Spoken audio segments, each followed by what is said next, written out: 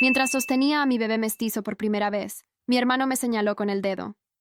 Me pregunto dónde estará el papá, dijo riéndose. No sabía que mi marido había muerto hacía 4 meses.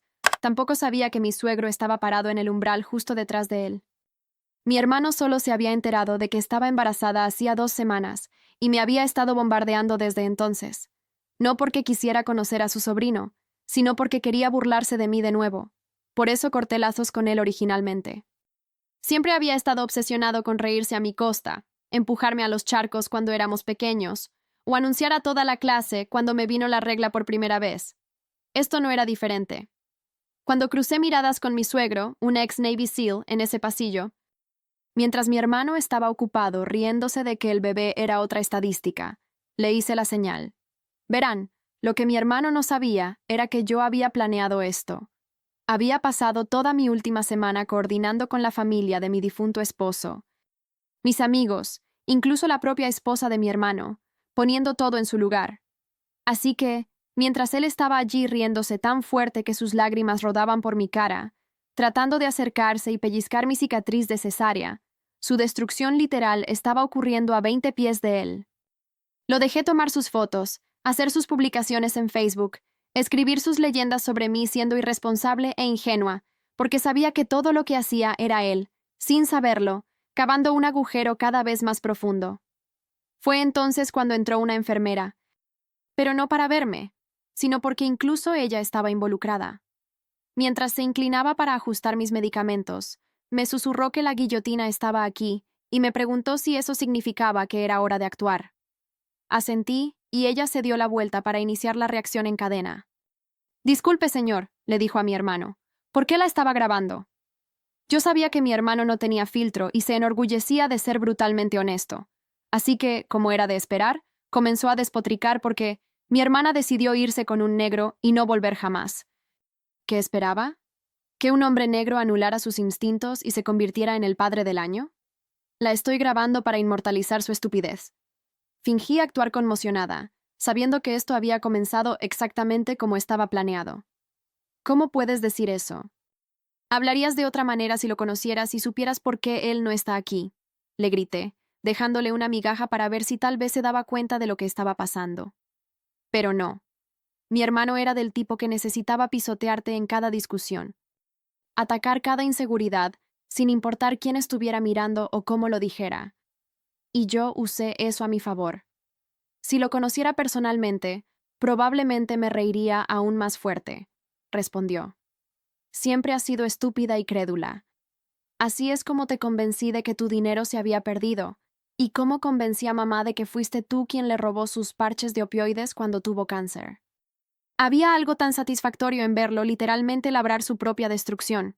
Ya estaba condenado a estas alturas, pero le hice una pregunta más porque quería excederme. ¿Estás diciendo todo esto solo porque ahora tengo un hijo y te sientes inseguro por ser infértil? Fue entonces cuando él explotó. ¿Cómo te atreves?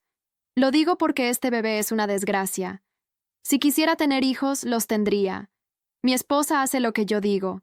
Nuestros padres hacen lo que yo digo. Toda mi vida, he conseguido lo que he querido. Y eso nunca va a parar. Esto estaba yendo más perfecto de lo que jamás imaginé. Tan perfecto, que de hecho empecé a reírme. Por supuesto, mi hermano vio esto y se enojó. «¿Qué es tan gracioso?», gritó. No respondí. Simplemente miré detrás de él a la destrucción literal que lo esperaba tan pronto como se diera la vuelta. Era incluso más grandiosa de lo que había imaginado.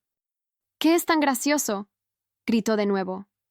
Miré detrás de él otra vez, esta vez obviamente, e hice un gesto para que él también mirara. Giró la cabeza bruscamente, probablemente esperando a una enfermera o un médico, pero en su lugar lo vio. Nunca había visto el color de la piel de alguien cambiar en tiempo real. Frente a él, vio a mi suegro, a nuestros padres, al abogado de nuestros padres, a su propia esposa, a su jefe en el trabajo y, como la guinda final, vio a Cheryl, su becaria y pareja de la aventura, que era negra. Se dio la vuelta hacia mí y ahora era yo quien lo estaba grabando. Ya tenía lágrimas en los ojos, pero antes de que pudiera siquiera suplicar, nuestro padre lo abofeteó. Se agarró la mejilla como si estuviera realmente sorprendido. Fue a decir algo, pero el abogado presionó un documento contra su pecho, interrumpiéndolo. «Me han sacado del testamento», gritó leyéndolo. «No solo eso», agregó su jefe. «También estás despedido». La boca de mi hermano se abría y cerraba repetidamente. «Añade el divorcio a esa lista», dijo su esposa, quitándose el anillo y haciendo un espectáculo al tirárselo. Mi hermano estaba literalmente arrastrándose de rodillas a estas alturas, y lo que no sabía era que el golpe más grande y final aún estaba por llegar. Mi suegro, que aún no había dicho una palabra, sacó un reloj de bolsillo con una foto dentro y se lo entregó a mi hermano. Ese es Samuel», dijo mi hermano, llorando a estas alturas. «Él estaba conmigo, murió en Irán hace 4 meses». Mi suegro me señaló. Vi las piezas encajar en su cabeza. Mi difunto esposo era su amigo muerto con el que sirvió. Ese fue el punto de quiebre de mi hermano. Se abalanzó sobre mí, pero más importante, se abalanzó sobre el bebé. «Voy a matarlos a ambos. Es tu culpa».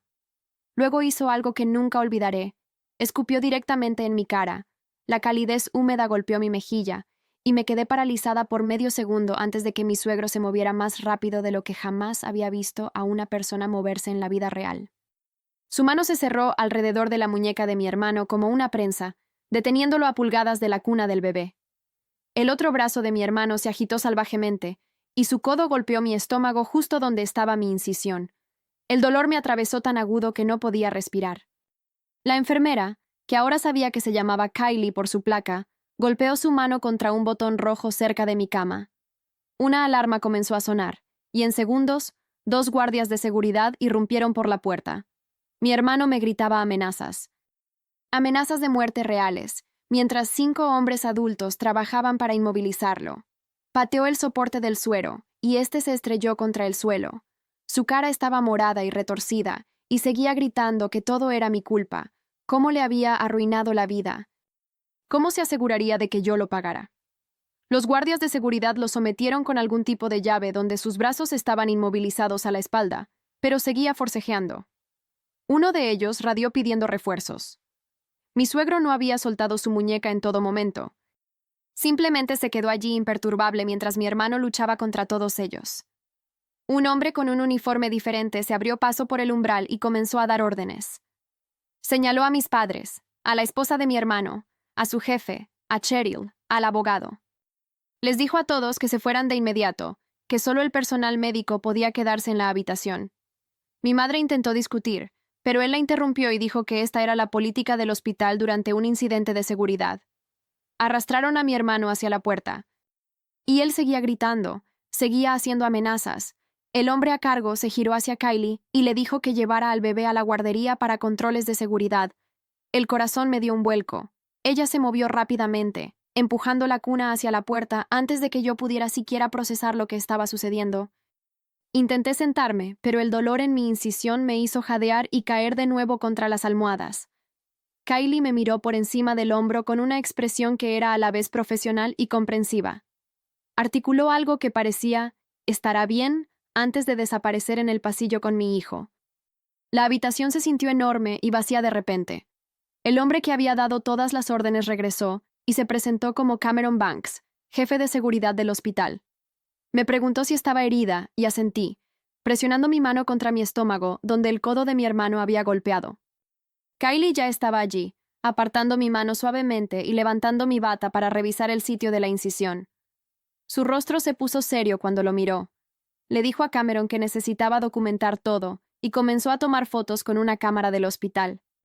Explicó que la política del hospital requería notificación policial por cualquier agresión física que ocurriera en las instalaciones. Apenas estaba escuchando porque todo en lo que podía pensar era en mi bebé, estando en otro lugar lejos de mí con extraños. Cameron debe haber visto el pánico en mi cara porque se acercó y me dijo desde el umbral que el personal de la guardería estaba manteniendo a mi hijo seguro y monitorizado. Dijo que solo estaban comprobando para asegurarse de que mi hermano no lo hubiera lastimado durante el abalanzamiento. Kylie estaba presionando cuidadosamente alrededor de mi incisión, y pude ver sangre filtrándose a través del vendaje. Dijo que algunos de los puntos se habían abierto y había un aumento de sangrado. Necesitaba limpiarlo y volver a vendarlo. Sus manos eran suaves, pero todo me dolía. Siguió hablando mientras trabajaba, quizás para distraerme, explicando que la policía ya estaba en camino y que todo lo que mi hermano había hecho estaba documentado. Dijo que las cámaras de seguridad en el pasillo habían captado todo. Cerré los ojos y traté de respirar a través del dolor.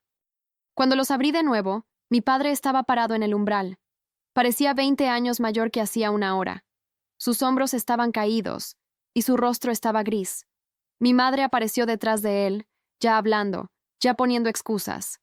Dijo que mi hermano había estado bajo mucho estrés últimamente con los problemas de infertilidad y los problemas de trabajo. Dijo que no tenía la intención de lastimar a nadie, que solo perdió el control por un momento. La ira que me atravesó fue tan fuerte que pensé que podría vomitar. Le dije que se fuera. Solo esas 3 palabras. Vete ahora. Fuera. Mi padre me sorprendió al tomar su brazo y girarla hacia el pasillo. No discutió ni trató de convencerme de que la escuchara. Simplemente la guió fuera, y la escuché protestar mientras caminaban por el pasillo. Kylie terminó con mi incisión y desechó la gasa con sangre. Tomó notas en una tableta, documentando todo con marcas de tiempo. Cameron regresó y dijo que la policía había llegado y estaba tomando declaraciones de todos los que habían presenciado el incidente. Me preguntó si me sentía lo suficientemente segura como para hablar con ellos. Asentí a pesar de que no me sentía segura en absoluto. Una mujer de paisano entró unos 40 minutos después de que mi hermano fuera retirado. Me mostró su placa y se presentó como Laura Mendoza, detective del Departamento de Policía local. Su voz era tranquila y profesional cuando explicó que mi hermano estaba detenido para una evaluación psiquiátrica antes de que se pudieran presentar cargos. Dijo que, dado que había amenazado a un bebé frente a múltiples testigos, necesitaban asegurarse de que no fuera un peligro para sí mismo o para otros. Me hizo preguntas básicas sobre lo que había sucedido, tomando notas en una pequeña libreta. Respondí tan claramente como pude, pero mi voz seguía temblando. Me dijo que no había hecho nada malo y que amenazar a un bebé era un crimen grave. Luego se fue para seguir recabando declaraciones de los otros testigos. Los minutos se arrastraban. Seguía preguntándole a Kylie cuándo podría ver a mi bebé, y ella seguía diciendo que pronto. Solo necesitaban terminar los controles. Finalmente, después de lo que parecieron horas, pero probablemente fueron unas 2, otra enfermera trajo la cuna de vuelta a mi habitación. Empecé a llorar incluso antes de que se acercara lo suficiente para que yo pudiera alcanzarlo. Lo colocó con cuidado en mis brazos y me dijo que estaba completamente bien. Sin lesiones, todos sus signos vitales normales. Lo abracé contra mi pecho y sollocé. Toda la adrenalina de la confrontación se desplomó de mí a la vez, y no podía dejar de temblar. Kylie acercó una silla y se sentó, aunque pude ver por el reloj que su turno había terminado hacía 30 minutos. Se quedó en silencio un rato, simplemente sentada allí mientras yo lloraba y sostenía a mi bebé. Finalmente, me dijo en voz baja que tenía una hermana que había cortado lazos con su hermano abusivo hacía 5 años. Dijo que entendía por qué había planeado lo que hice. Dijo: a veces tienes que obligar a la gente a mostrar su verdadera naturaleza frente a testigos que puedan hacerles rendir cuentas. Mi suegro apareció en el umbral, y Kylie se excusó, diciendo que me revisaría antes de irse por la noche. Acercó la silla en la que ella había estado sentada, y nos quedamos en silencio durante un largo rato. El bebé se había dormido en mis brazos. Finalmente, habló y me dijo que Samuel habría hecho lo mismo para proteger a su hijo. Dijo que montarlo en el hospital no se trataba de venganza, se trataba de tener testigos y seguridad cuando mi hermano inevitablemente perdiera el control. Dijo que yo conocía a mi hermano lo suficientemente bien como para predecir exactamente cómo reaccionaría, y me había asegurado de que hubiera gente allí que pudiera detenerlo antes de que realmente lastimara al bebé. Eso me hizo sentir un poco menos culpable por todo el montaje. Se quedó hasta que terminaron las horas de visita, sin decir mucho, simplemente estando presente. A la mañana siguiente, la detective Mendoza regresó con un dispositivo de grabación y un formulario de declaración formal. Necesitaba que yo le explicara todo en detalle para el registro oficial. Comencé desde el principio, desde los recuerdos de la infancia de mi hermano empujándome a los charcos y anunciando mi primera menstruación a toda la clase. Le expliqué cómo había cortado lazos con él hace años debido a su crueldad constante.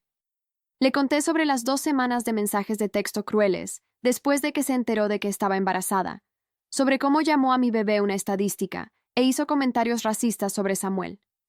Le mostré los textos en mi teléfono y ella fotografió cada uno.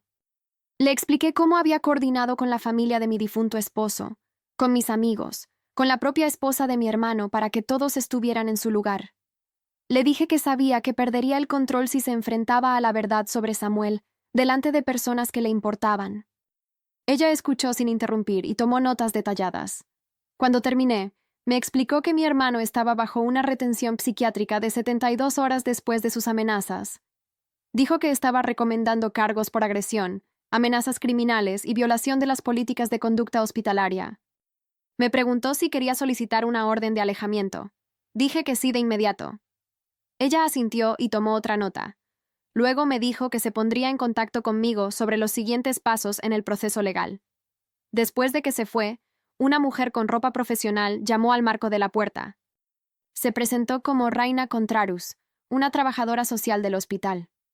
Dijo que estaba allí para discutir la planificación de seguridad para cuando me dieran el alta. Acercó una silla y abrió una tableta. Me ayudó a crear lo que ella llamó un árbol de contactos, una lista de personas que podían revisarme regularmente. Revisamos las opciones de seguridad en el hogar y me dio información sobre sistemas de alarma y timbres con video. Hizo preguntas cuidadosas sobre mi estado de ánimo, sobre si estaba durmiendo, sobre si tenía pensamientos de hacerme daño a mí misma o a mi bebé. Respondí honestamente que estaba asustada y enojada, pero no deprimida o suicida. Pareció satisfecha con eso y me dio una lista de recursos, incluida una terapeuta que se especializaba en problemas y traumas posparto. Dijo: dadas las circunstancias, sería bueno tener apoyo profesional alineado antes de que te fueras a casa. Después de que se fue, me senté allí alimentando al bebé cuando escuché un golpe en el marco de la puerta. El abogado de mis padres estaba allí con su maletín, luciendo incómodo. Preguntó si podía entrar, y asentí. Acercó la silla y abrió su maletín, sacando una gruesa carpeta de documentos. Me dijo que necesitaba aclarar algo sobre los cambios en el testamento que mi padre anunció durante la confrontación. Asumí que estaba allí para explicar el proceso u obtener firmas, pero en su lugar deslizó un documento por la mesa hacia mí. La fecha de presentación me llamó la atención de inmediato, 2 semanas antes de que mi hermano viniera al hospital. Mi padre ya lo había sacado del testamento después de que le mostré los mensajes de texto de acoso sobre el bebé. La escena del hospital solo lo hizo público. El abogado explicó que mi padre quería que mi hermano lo supiera frente a testigos para que no pudiera haber reclamos de coerción o decisiones impulsivas más tarde. Todo había sido notariado y presentado correctamente antes de que ocurriera cualquier confrontación. Me quedé mirando el papeleo y sentí esta extraña mezcla de alivio y algo más que no podía nombrar. Mi padre me había creído y protegido incluso antes de que se lo pidiera. El abogado me dejó los documentos y dijo que llamara si tenía preguntas. Mi teléfono comenzó a sonar antes de que él saliera de la habitación. Miré la pantalla y vi el nombre de mi madre. Rechacé la llamada. Llamó una y otra vez. Cuando terminé de alimentar al bebé y lo acomodé en la cuna, había llamado 17 veces. Finalmente respondí a la llamada número 18 porque sabía que no se detendría. Ya estaba llorando antes de que yo dijera hola. Me preguntó cómo podía hacerle esto a la familia, cómo podía destrozar a todos de esta manera, cómo se suponía que iba a elegir entre sus hijos. Le dije que no tenía que elegir, que mi hermano tomó sus decisiones cuando pasó toda una vida atormentándome y luego intentó herir a mi recién nacido. Siguió llorando y diciendo que estaba siendo demasiado dura, que él estaba bajo estrés, que necesitaba ayuda, no castigo.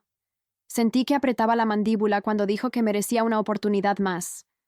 Le pregunté cuántas oportunidades tuvo después de empujarme a los charcos, anunciar mi periodo a toda mi clase, robarme, incriminarme por robar la medicación oncológica de mamá, y ahora amenazar con matar a mi bebé. Se quedó en silencio por un segundo, y luego dijo que todo eso era cosa del pasado, y que yo necesitaba perdonar. Le dije que necesitaba espacio para recuperarme y crear un vínculo con mi bebé, y terminé la llamada. Intentó volver a llamar 2 veces más, pero apagué mi teléfono por completo. La detective Mendoza pasó más tarde esa tarde con una actualización. Mi hermano había sido liberado de la retención psiquiátrica esa mañana. Las 72 horas habían terminado y los evaluadores lo habían declarado como no un peligro inmediato para sí mismo. Sin embargo, tenía condiciones. Sin contacto conmigo ni con mi bebé. Asesoramiento ambulatorio obligatorio. Controles regulares con un oficial de libertad condicional. Pero lo que realmente me hizo hervir la sangre fue cuando me habló sobre el papeleo que presentó su defensor público. Estaban argumentando que el abalanzamiento fue angustia emocional, no una amenaza genuina. Que estaba abrumado por enterarse de la muerte de su amigo y reaccionó impulsivamente sin intención real de hacer daño a nadie. La detective Mendoza vio mi cara y rápidamente agregó que el fiscal no se lo estaba creyendo, que tenían múltiples testigos que lo escucharon gritar que nos mataría a ambos. Dijo que los cargos estaban avanzando independientemente de lo que afirmara su abogado. Pero no podía dejar de pensar en cómo mi hermano ya estaba tratando de minimizar lo que hizo, ya construyendo una narrativa donde él era la víctima de demasiado estrés, en lugar de alguien que intentó herir a un recién nacido. 4 días después del incidente, el médico me dio el alta. Mi suegro apareció esa mañana con su camioneta para llevarnos a casa. La enfermera repasó todas las instrucciones de alta sobre el cuidado de la incisión, la vigilancia de signos de infección, cuándo llamar si tenía preocupaciones. Me entregó papeles sobre señales de advertencia posparto y una receta de analgésicos. Mi suegro cargó al bebé en su asiento de coche mientras yo me movía lentamente hacia el ascensor, todavía adolorida por la cesárea y los puntos que se habían abierto. El viaje a casa se sintió surrealista después de todo lo que había sucedido en esa habitación del hospital. Cuando llegamos a mi casa, mi suegro no solo me ayudó a entrar y se fue. Recorrió cada habitación, revisando ventanas y cerraduras de puertas. Me preguntó si tenía una llave de repuesto, y le mostré dónde guardaba una debajo de una roca falsa junto a la puerta trasera. La recogió y se la guardó en el bolsillo, diciendo que eso era demasiado obvio y que él se quedaría con la de repuesto. Luego fue a su camioneta y regresó con un timbre con video todavía en la caja. Pasó la siguiente hora instalándolo y mostrándome cómo funcionaba la aplicación en mi teléfono. Cambió las cerraduras de ambas puertas mientras yo estaba sentada en el sofá alimentando al bebé. No pidió permiso, simplemente lo hizo, y me entregó las nuevas llaves. Cuando terminó, programó su número en mi teléfono como contacto de emergencia, y me hizo prometer que lo llamaría si algo se sentía mal o inseguro. 2 días después de llegar a casa, llegó un sobre grueso por mensajería.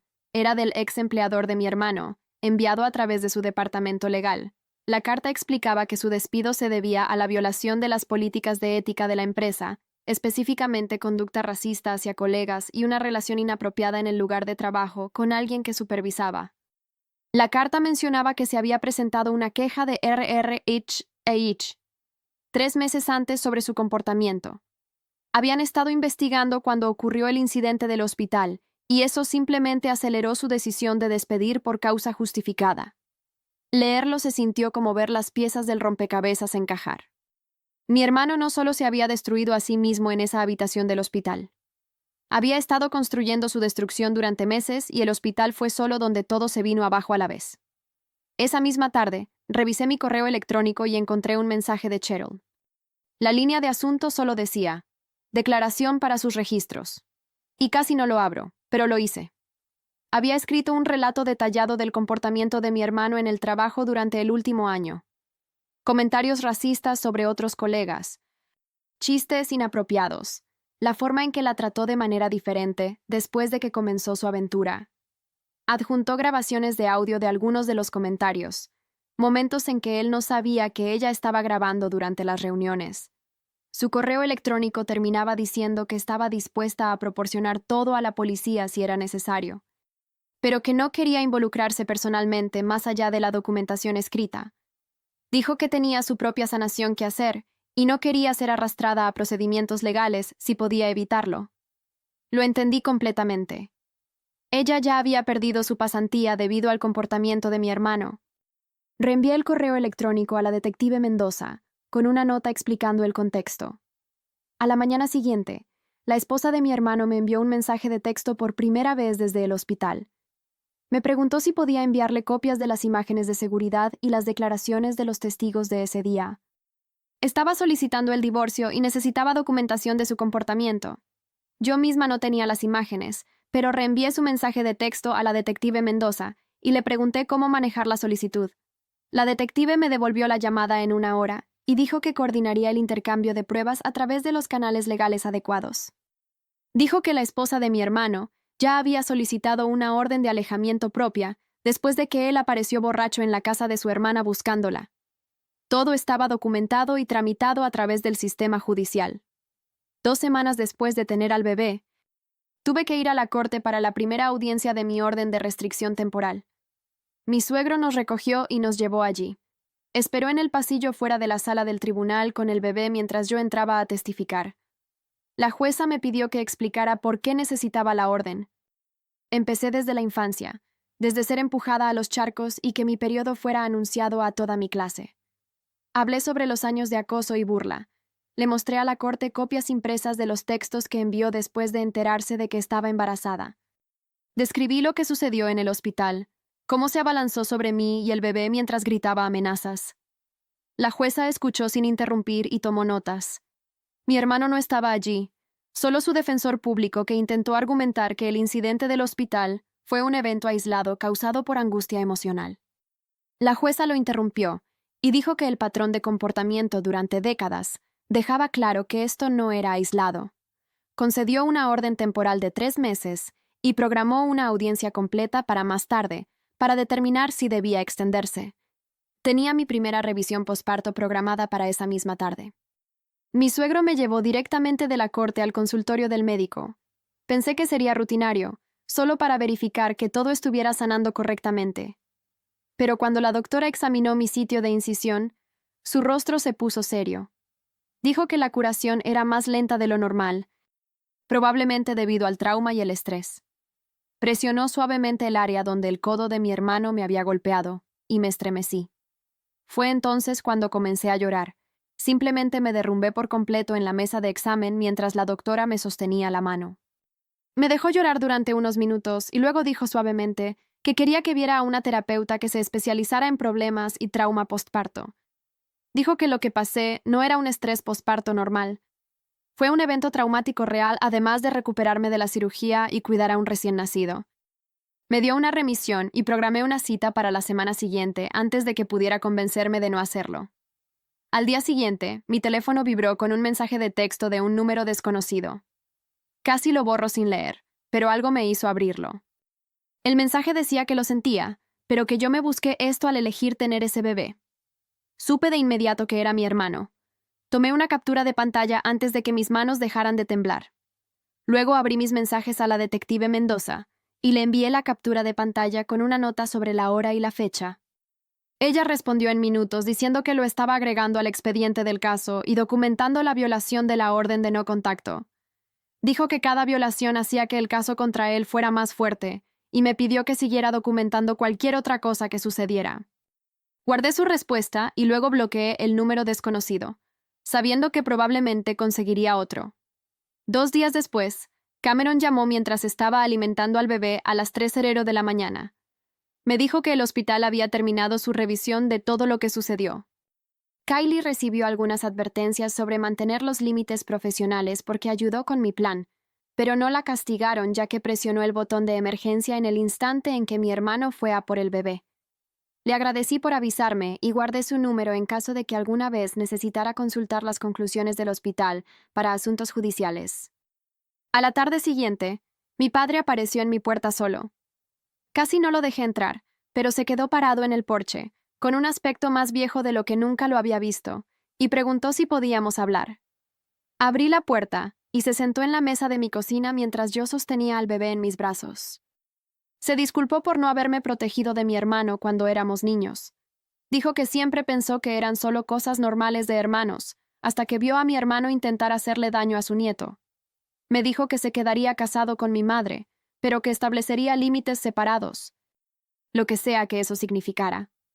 Luego sacó algo de papeleo y me explicó que había establecido un fondo fiduciario para el bebé que mi hermano nunca podría tocar ni acceder. La cuenta ya estaba financiada y tenía a mi padre como fideicomisario hasta que el bebé cumpliera 18 años. No supe qué decir, así que solo asentí y él se fue después de preguntar si podía visitarme de nuevo alguna vez. 3 días después de eso, alguien llamó a mi puerta alrededor de las 10:00 de la mañana. Revisé el timbre con video que instaló mi suegro y vi a una mujer con ropa de negocios sosteniendo un portapapeles. Se presentó como una trabajadora de Servicios de Protección Infantil, CPS, haciendo una visita a domicilio debido al informe de incidente del hospital. Se me cayó el estómago, pero Raina me había advertido que esto podría suceder. Así que había mantenido toda mi documentación organizada en una carpeta junto a la puerta. La dejé entrar y le mostré la habitación del bebé, el refrigerador lleno, los suministros médicos para el cuidado de mi incisión y todos los registros de alimentación y sueño del bebé que había estado llevando.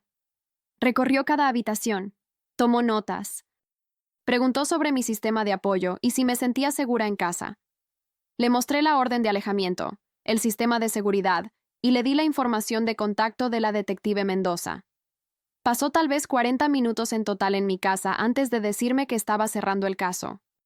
Me dejó un paquete de recursos comunitarios para nuevas madres y me dijo que estaba haciendo todo bien. Lloré después de que se fue, no de alivio, sino de rabia porque tuve que probar que era una buena madre solo porque mi hermano nos atacó.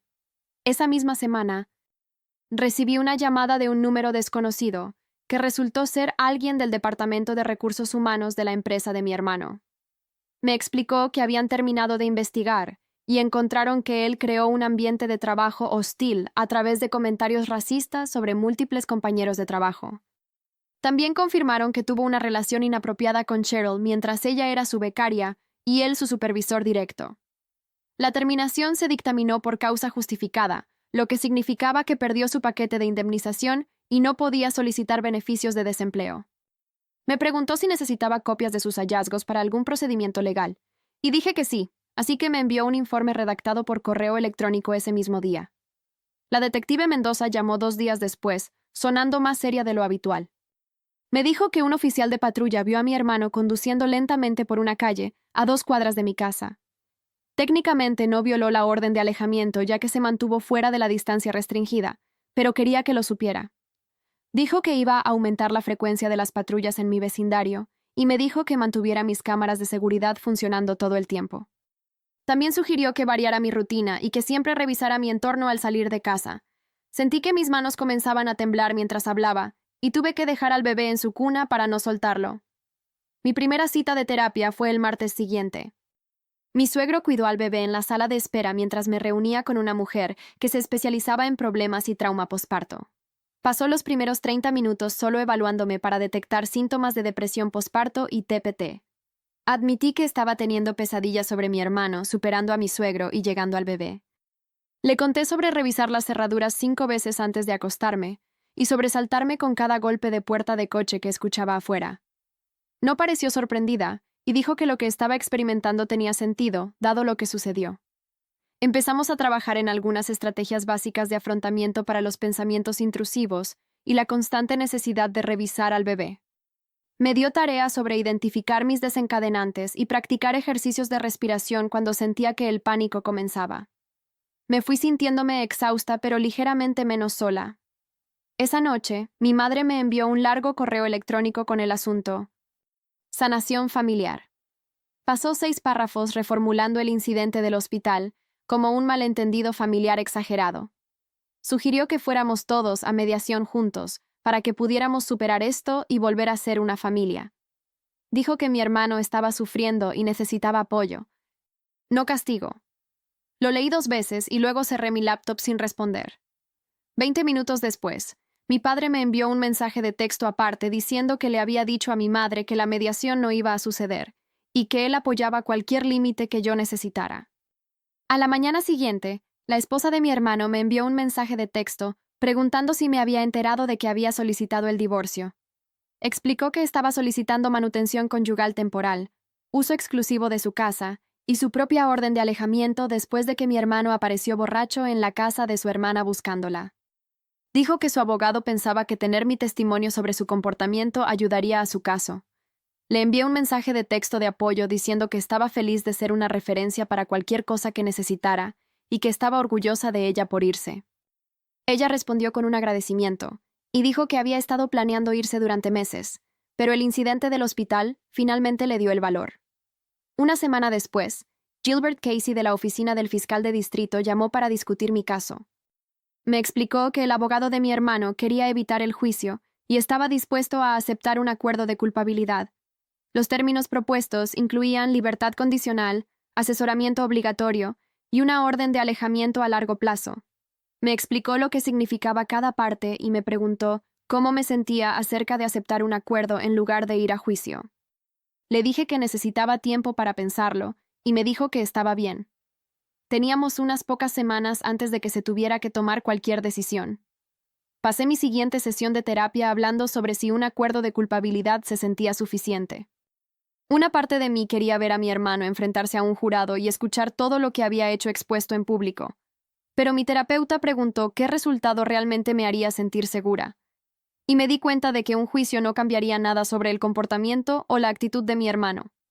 Me ayudó a entender que proteger la seguridad de mi bebé importaba más que castigar a mi hermano u obtener validación de extraños en una sala de audiencias. Hablamos sobre lo que realmente significaba la justicia y si necesitaba que mi hermano sufriera o simplemente necesitaba que se mantuviera alejado de nosotros.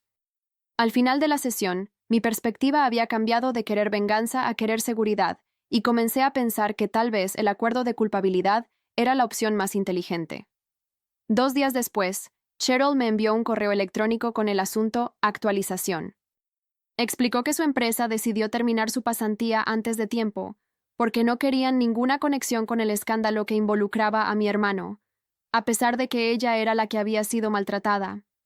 Leer su correo electrónico me revolvió el estómago porque ella no había hecho nada malo, excepto ser víctima del horrible comportamiento de mi hermano, y ahora estaba perdiendo oportunidades por ello. Le escribí de vuelta inmediatamente ofreciéndole crear una carta de referencia que se centrara en su calidad de trabajo y profesionalismo, dejando claro que había manejado una situación imposible con dignidad. Me respondió en una hora agradeciéndome y diciendo que sí, que realmente lo agradecería. Pasé la mañana siguiente escribiendo la carta de referencia más detallada que pude, describiendo sus habilidades y ética de trabajo sin mencionar a mi hermano en absoluto, y se la envié junto con mi información de contacto, en caso de que futuros empleadores quisieran llamarme directamente. Ella me devolvió un breve mensaje de agradecimiento y me sentí un poco menos terrible acerca de toda la situación, sabiendo que al menos había intentado ayudar a arreglar parte del daño que mi hermano causó. 6 semanas después de tener al bebé, tuve que ir a la corte para la audiencia completa de la orden de alejamiento. Mi suegro cuidó al bebé en el pasillo porque no quería llevarlo a la sala del tribunal, y me senté en una mesa con una defensora de víctimas, que me explicó lo que sucedería durante la audiencia. Cuando trajeron a mi hermano, se sentó al otro lado de la sala en otra mesa con su defensor público. Y todo el tiempo que la jueza estuvo hablando, mi hermano simplemente me miraba con una expresión que me erizó la piel. La jueza me pidió que describiera lo que sucedió en el hospital, así que repasé todo el incidente, comenzando desde cuando mi hermano apareció y terminando con él abalanzándose sobre mí y el bebé. El abogado de mi hermano intentó argumentar que el abalanzamiento fue solo una reacción emocional y no una amenaza real, pero luego el fiscal mencionó el mensaje de texto que mi hermano envió, violando la orden temporal, además del incidente en el que apareció borracho en la casa de la hermana de su esposa buscándola. La jueza escuchó todo, miró a mi hermano con claro disgusto y emitió una orden de protección de 3 años con términos que decían que mi hermano tenía que mantenerse al menos a 500 pies de mí, de mi casa, de mi lugar de trabajo y de cualquier lugar donde supiera que yo estaría. La cara de mi hermano se puso roja cuando la jueza leyó los términos, pero no dijo nada. Solo siguió mirándome como si quisiera herirme aún más. 3 días después de la audiencia, estaba en casa alimentando al bebé cuando alguien llamó a mi puerta principal. Miré por la mirilla y vi a mi madre parada allí con una bolsa de regalo en sus manos. No abrí la puerta, solo me quedé allí mirándola llamar de nuevo y decir mi nombre. Comenzó a llorar después del tercer golpe, hablando a través de la puerta sobre cómo le estaba impidiendo ver a su nieto y cómo solo quería conocerlo y ser parte de su vida. Abrí la puerta, pero mantuve la cadena puesta, abriéndola solo lo suficiente para hablar con ella. Le dije que ella tomó su decisión cuando defendió a mi hermano después de que intentó hacerle daño a su nieto. Y esa elección significaba que no tendría una relación con ninguno de nosotros en este momento. Lloró más fuerte y dijo que estaba siendo cruel e injusta, que mi hermano estaba sufriendo y necesitaba a su familia. Le recordé que mi hermano amenazó con matarnos a mi bebé y a mí frente a todos, y que su respuesta fue poner excusas por él en lugar de protegernos. Intentó empujar la bolsa de regalo a través de la abertura de la puerta, pero la cerré por completo y le puse el cerrojo. Luego me quedé allí escuchándola llorar en mi umbral durante otros 5 minutos antes de que finalmente se fuera. Mi siguiente sesión de terapia fue 2 días después, y pasé la mayor parte hablando sobre la aparición de mi madre. Mi terapeuta me preguntó cómo me sentía acerca de no dejarla entrar, y admití que una parte de mí se sentía culpable, pero otra parte de mí se sentía aliviada de haber mantenido mi límite.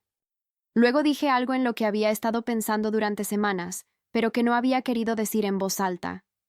Le dije a mi terapeuta que una parte de mí había disfrutado planear la destrucción de mi hermano en el hospital, viéndolo darse cuenta de lo que estaba sucediendo, viendo cómo todo se desmoronaba para él.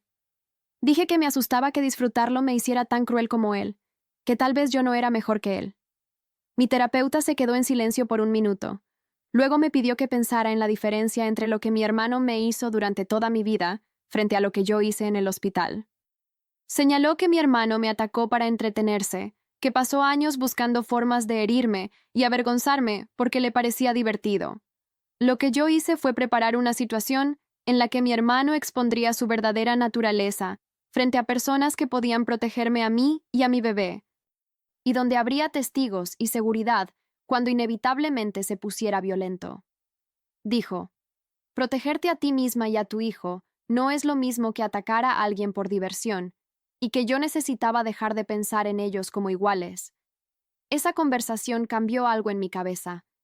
Me hizo darme cuenta de que podía reconocer que el plan del hospital fue complicado, sin pensar que yo era tan mala como mi hermano. La semana siguiente, Gilbert llamó para decirme que estaban revisando la oferta de acuerdo de culpabilidad, basándose en el patrón de mi hermano de romper las reglas de no contacto. Los nuevos términos incluían monitoreo electrónico, donde mi hermano tendría que usar un monitor de tobillo, además de restricciones tecnológicas que significaban que tenía que entregar su teléfono para que pudieran instalar software de monitoreo en él. Gilbert explicó que las restricciones también prohibirían a mi hermano crear nuevas cuentas de redes sociales, y que violar cualquiera de estos términos lo enviaría directamente a la cárcel. Me preguntó si me sentía cómoda con la oferta revisada o si quería presionar para que fuera a la cárcel de inmediato. Sí.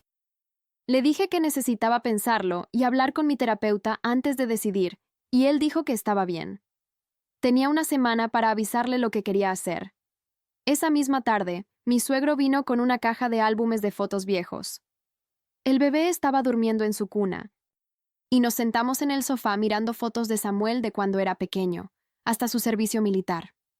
Mi suegro me contó historias sobre cada foto, como la vez que Samuel intentó construir una casa en un árbol cuando tenía 8 años y se cayó, o la vez que trajo a casa un perro callejero y convenció a sus padres de quedárselo.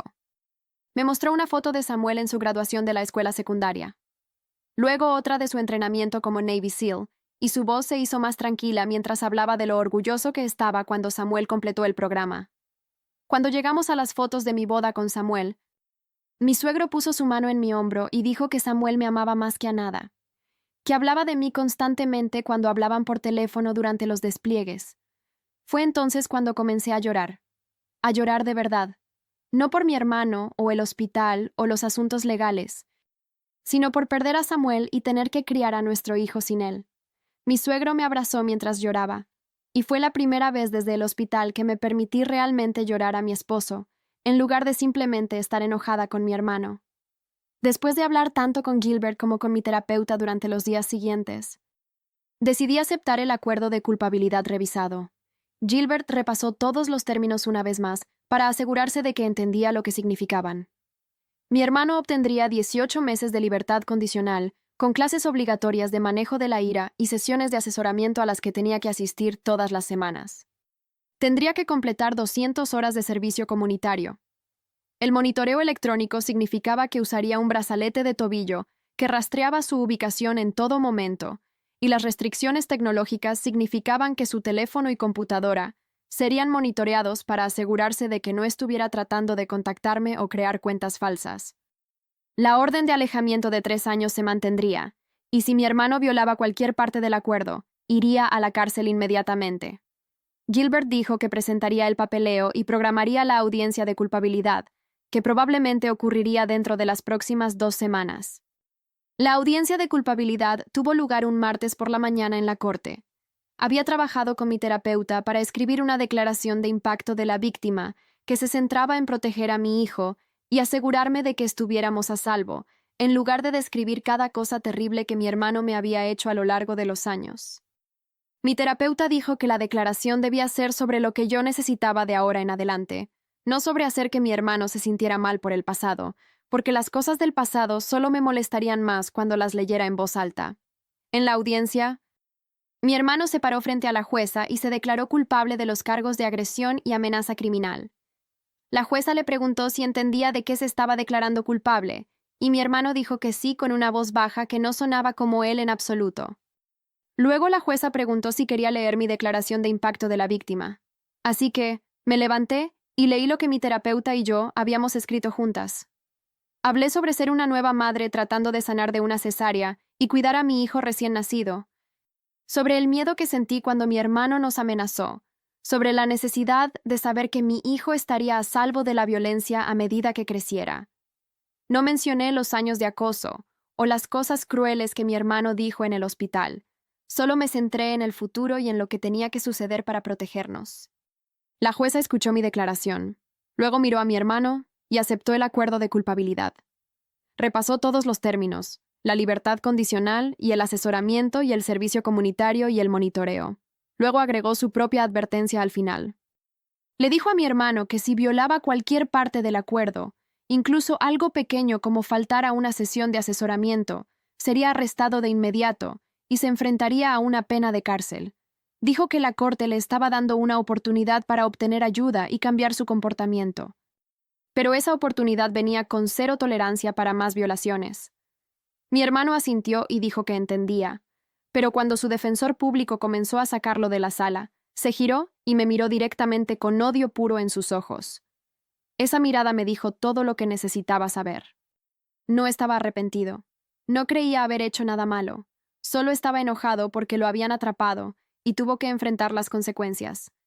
La jueza podía ordenar todo el asesoramiento del mundo, pero mi hermano nunca entendería realmente por qué lo que hizo estuvo mal o sentiría verdadera culpa por ello. Más tarde esa noche, mi teléfono vibró con 2 mensajes de texto que llegaron con 1 minuto de diferencia. El primero era de mi madre. Escribió que estaba decepcionada de cómo había manejado toda esta situación, que había destrozado a la familia y empeorado todo más de lo necesario. Dijo que necesitaba tiempo antes de poder tener una relación conmigo, que no podía apoyar la forma en que yo estaba tratando a mi hermano. Lo leí 2 veces, sentí una oleada de tristeza, luego lo borré sin responder. El segundo mensaje de texto era de mi padre. Escribió que lamentaba cómo estaba actuando mi madre, que entendía por qué yo necesitaba los límites que había establecido. Dijo que respetaría lo que yo necesitara y me daría espacio, pero que estaba disponible en cualquier momento si quería tener contacto con él, y que me amaba a mí y a su nieto. Guardé ese mensaje de texto y le respondí con un simple gracias. Luego dejé mi teléfono y me concentré en alimentar al bebé, tratando de no pensar en cómo mi familia se había roto en pedazos que probablemente nunca volverían a encajar de la misma manera. Unos días después de la audiencia judicial, mi teléfono vibró con un mensaje de Facebook de Kylie, preguntando cómo estaba y diciendo que se sentía mal por el área gris ética de participar en mi plan. Le respondí agradeciéndole por estar allí cuando las cosas se pusieron peligrosas y le dije que no me arrepentía de tener testigos y seguridad presentes cuando mi hermano mostró quién era realmente. Ella respondió con un emoji de corazón y me dijo que me contactara si alguna vez necesitaba algo. 3 meses después del incidente del hospital, recibí un mensaje de texto de la esposa de mi hermano con un archivo PDF adjunto que mostraba su decreto de divorcio finalizado. Ella obtuvo la casa y una orden de manutención temporal que duraría hasta que terminara su título de enfermería. 6 meses después, me envió una foto de ella con toga y birrete en la graduación con una nota agradeciéndome por darle el valor para irse. Guardé esa foto en mi teléfono y la miraba cada vez que me sentía culpable por cómo había ido todo. Cuando el bebé cumplió 3 meses, volví a trabajar a tiempo parcial con horario flexible y la opción de trabajar desde casa 3 días a la semana. Mi jefa fue comprensiva cuando le expliqué que necesitaba medidas de seguridad, como no tener mi ubicación publicada en el sitio web de la empresa y mantener mi escritorio lejos del vestíbulo donde cualquiera pudiera entrar. Me reubicó en una oficina interior cerca de la salida trasera y le dijo a RRHH que mantuviera privada mi información de empleada. La detective Mendoza me llamó una semana después de mi regreso al trabajo para informarme que estaba cerrando la investigación activa, pero el expediente del caso permanecería abierto para monitorear el cumplimiento de la libertad condicional de mi hermano. Me dio su número de celular directo y me dijo que llamara de inmediato si él hacía cualquier contacto o si lo veía en algún lugar cerca de mi casa o lugar de trabajo. Programé su número en mi lista de favoritos y lo probé una vez para asegurarme de que funcionaba. 2 semanas después, Gilbert llamó para decirme que mi hermano fue citado por una violación de la libertad condicional después de que su software de monitoreo mostró que creó una cuenta falsa de redes sociales bajo un nombre diferente. Su oficial de libertad condicional recomendó extender el monitoreo en lugar de tiempo en la cárcel, lo que me enfureció. Pero Gilbert explicó que los jueces rara vez revocan la libertad condicional en las primeras violaciones. Le pregunté si esto significaba que mi hermano enfrentaría alguna consecuencia real, y Gilbert dijo que la violación se documentaría y se usaría en su contra si hubiera algún problema futuro. Unos días después de esa llamada, le envié un mensaje de texto a mi padre y le pregunté si quería reunirse en un parque a mitad de camino entre nuestras casas para que pudiera pasar tiempo con el bebé. Apareció 15 minutos antes con un cochecito nuevo que había comprado, y nos sentamos en un banco mientras mi hijo dormía entre nosotros. Mi padre no puso excusas por mi madre o mi hermano, solo dijo que sabía que no me había protegido mientras crecía y preguntó qué necesitaba yo de él para sentirse seguro de tenerlo en la vida de su nieto. Le dije que necesitaba que respetara mis límites con respecto a mi madre y mi hermano, que nunca me presionara para reconciliarme o perdonar, y que se fuera de inmediato si alguna vez se lo pedía. Estuvo de acuerdo con todo y preguntó si podía visitarnos una vez a la semana. Durante una de mis sesiones de terapia por esta época, tuve un momento de lucidez cuando admití que había estado usando la ira hacia mi hermano para evitar lidiar con el dolor de perder a Samuel. Mi terapeuta me ayudó a ver que estar consumida por la situación legal y el drama familiar me permitía centrarme en algo que podía controlar en lugar de llorar adecuadamente a mi esposo. Empezamos a trabajar en ejercicios para ayudarme a procesar el duelo sin sentir que estaba deshonrando la memoria de Samuel al seguir adelante con mi vida. En el cumpleaños de 4 meses del bebé, llegó una tarjeta por correo de mi madre con un cheque de $500 y una nota diciendo que estaba tratando de entender mi perspectiva. No cobré el cheque, pero sí le envié un mensaje de texto agradeciéndole por la tarjeta, lo que se sintió como un pequeño paso sin renunciar a mis límites. Esa misma semana, recibí un mensaje de LinkedIn de Cheryl diciendo que había sido contratada en una empresa mejor, con un aumento salarial significativo, y agradeciéndome por la carta de referencia que le había escrito meses atrás. Dijo que enfrentarse a mi hermano y su comportamiento fue aterrador, pero la ayudó a reconocer su propio valor y a exigir un mejor trato en su carrera. Me alegré de que algo bueno saliera de todo el lío para ella. El sábado siguiente, mi suegro vino con una bolsa llena de equipos de seguridad y pasó todo el día instalando cámaras que cubrían todas las entradas y sensores de movimiento en el jardín. No hablamos específicamente de mi hermano. Simplemente trabajamos juntos en las medidas prácticas de seguridad, mientras él me contaba historias sobre la infancia de Samuel y su relación. Me mostró cómo verificar las transmisiones de las cámaras en mi teléfono y configurar alertas para cualquier movimiento detectado después del anochecer. Para cuando se fue esa noche, me sentía más segura en mi casa de lo que me había sentido desde el incidente del hospital. La semana siguiente, Raina llamó para recordarme sobre el grupo de apoyo que había mencionado, y de hecho fui. La reunión se llevó a cabo en un sótano de la iglesia con sillas plegables dispuestas en círculo, y había alrededor de otras 12 mujeres con bebés o niños pequeños.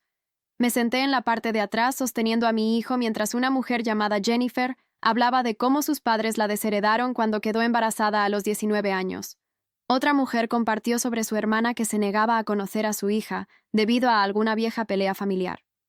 Cuando fue mi turno, lo mantuve simple y solo dije: mi hermano me atacó en el hospital, y ahora no hablamos. Y 3 mujeres diferentes asintieron como si entendieran exactamente lo que quería decir. Después de la reunión, 2 de ellas se acercaron y me dieron sus números de teléfono, diciendo que ellas también tenían familiares con los que habían cortado lazos, y que ayudaba a hablar con personas que lo entendían. Una de ellas me contó su estrategia para manejar las vacaciones: planificarlas con anticipación con amigos en lugar de esperar invitaciones familiares que nunca llegarían, lo que de hecho parecía muy inteligente. Me fui sintiéndome menos sola de lo que me había sentido en meses, como si otras personas entendieran lo que era proteger a tu hijo de tu propia familia. Unos días después, Gilbert llamó con una actualización sobre el curso de manejo de la ira de mi hermano. Había terminado las 12 sesiones como ordenó la corte, pero su consejero escribió en el informe final que mostró mínima participación y falta de perspicacia genuina sobre los comportamientos dañinos. Le pregunté a Gilbert si eso significaba que algo cambiaría, y me explicó que a los jueces rara vez les importaban mucho las opiniones de los consejeros sobre los programas ordenados por la corte. Lo importante era que mi hermano lo completó y que el monitoreo seguía activo. Gilbert también mencionó que las notas del consejero serían útiles si mi hermano alguna vez intentaba que se levantara la orden de alejamiento antes de tiempo, ya que mostraban que realmente no había cambiado sus patrones de pensamiento. Esa misma semana, tuve una sesión de terapia donde finalmente admití algo que había estado evitando. Le dije a mi terapeuta que planear toda la confrontación del hospital se sintió necesario para proteger a mi hijo, pero también sabía que era un poco retorcido montar una escena dramática como esa. Ella me preguntó qué pensaba que habría pasado si no lo hubiera planeado, y me di cuenta de que mi hermano probablemente habría aparecido de todos modos y dicho cosas horribles, pero sin testigos o seguridad cerca. Mi terapeuta dijo que podía sentirme orgullosa de proteger a mi hijo y al mismo tiempo reconocer que había montado algo manipulador en un hospital y que ambas cosas podían ser ciertas al mismo tiempo. Me ayudó a comprender que protegerte a ti misma no tiene que ser perfecto o completamente ético para seguir siendo la elección correcta en una situación peligrosa. Mi padre comenzó a venir todos los sábados por la mañana después de esa conversación. Traía café y una bolsa de comestibles. Luego pasaba unas horas jugando con el bebé o arreglando pequeñas cosas en mi casa que yo no había podido hacer. Reemplazó una bisagra de gabinete rota. Ajustó el grifo del baño que se tambaleaba e instaló mejores cerraduras en las ventanas de mi dormitorio, sin que yo se lo pidiera. Lo que más aprecié fue que nunca mencionó a mi madre ni sugirió que debería darle otra oportunidad a mi hermano. Cuando necesitaba hablar, escuchaba. Y cuando necesitaba silencio, simplemente se concentraba en su nieto o en el proyecto en el que estaba trabajando. Respetaba cuando le pedía que se fuera porque estaba cansada o abrumada, y nunca me hizo sentir culpable por establecer límites con él. Una tarde, mientras él estaba allí, un coche patrulla se detuvo afuera y un oficial llamó a mi puerta. Se me cayó el estómago pensando que algo había pasado, pero el oficial solo quería informarme que habían visto a mi hermano conduciendo lentamente por mi calle la noche anterior. Explicó que detuvieron a mi hermano para un control de bienestar y que técnicamente no estaba violando la orden de alejamiento, ya que nunca se detuvo ni se bajó de su coche.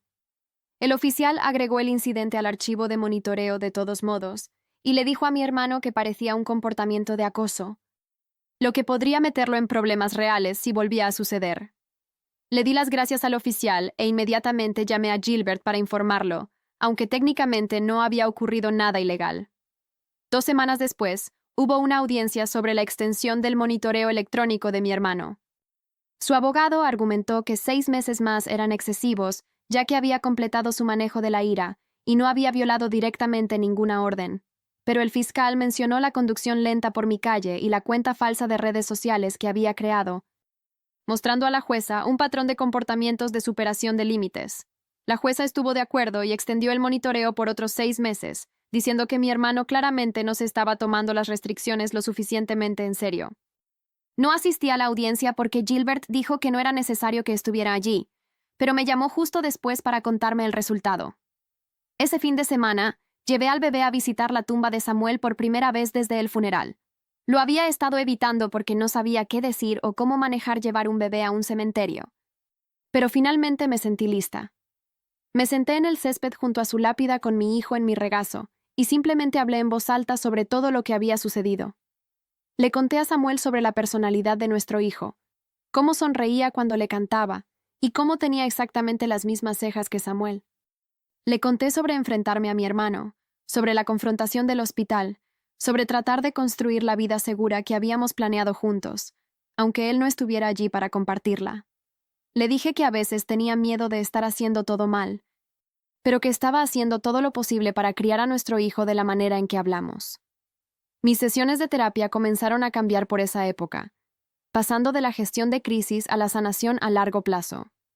En lugar de procesar amenazas inmediatas y preocupaciones de seguridad, trabajamos en construir rutinas diarias positivas y estrategias de afrontamiento para cuando me sentía abrumada. Estaba durmiendo mejor la mayoría de las noches, despertándome solo 2 veces para alimentar al bebé, en lugar de quedarme despierta preocupándome por la aparición de mi hermano. Los pensamientos intrusivos sobre los peores escenarios eran menos frecuentes, tal vez 1 o 2 veces por semana en lugar de constantemente. Comencé a pensar en mi futuro más allá de solo sobrevivir cada día y proteger a mi bebé de las amenazas inmediatas. De hecho, a considerar cosas como volver al trabajo o tal vez tomar una clase. La detective Mendoza me envió por correo un resumen final del caso mostrando que a mi hermano le quedaban 9 meses de libertad condicional con monitoreo continuo. Incluyó una nota recordándome que la orden de alejamiento era válida por otros 2 años y me dio información de contacto actualizada para la Oficina de Defensa de Víctimas si necesitaba apoyo. También escribió que debería llamarla directamente si sucedía algo preocupante, incluso si parecía menor, porque los patrones importaban más que los incidentes individuales. Archivé los papeles en una carpeta que guardaba específicamente para documentos legales relacionados con mi hermano, que ya se estaba poniendo bastante gruesa a esas alturas. Una mañana temprano, cuando el bebé tenía casi 6 meses, estaba sentada en mi porche delantero al amanecer con él en mis brazos, viendo cómo el vecindario despertaba. Mi vecino de enfrente estaba recogiendo su periódico y la mujer de 2 casas más abajo salía a correr por la mañana. Las cámaras de seguridad que instaló mi suegro estaban grabando todo y mi teléfono estaba justo al lado con contactos de emergencia programados. Me di cuenta, sentada allí, de que me sentía genuinamente segura por primera vez desde que Samuel murió. Mi hermano enfrentó consecuencias reales que durarían años.